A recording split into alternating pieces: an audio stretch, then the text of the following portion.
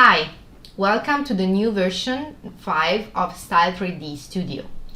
As you might have noticed, we've changed the user interface in order to give you a more pleasant journey through this software. We have removed the left column in order to improve the space of the 2D and 3D window by 13%.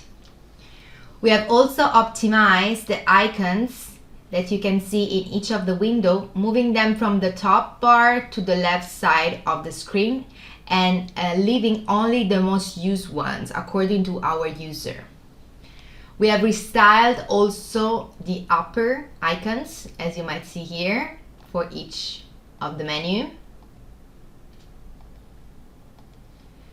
Everything regarding the current scene, measures, 3D state, trims, bottom, top stitch, everything you are working with in your 3D asset, they have been moved to the right side.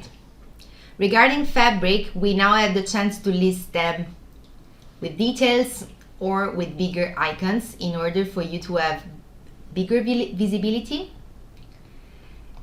Same for graphic, buttons, buttonhole if you use any zipper trim, top stitch, puckering, and as well avatar used.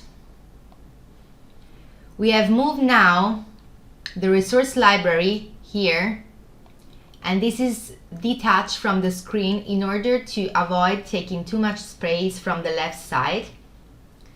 We still have our clusters, avatar, graphic, fabric, trim, scene. And you can list them or have them bigger in order to see the preview.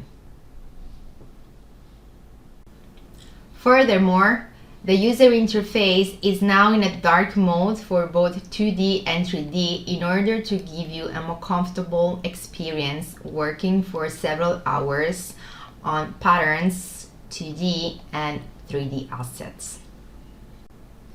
According to this change from the light mode to the dark mode, as well the color of lines have changed, as you can see here, for both line and as well pieces, as you can see here.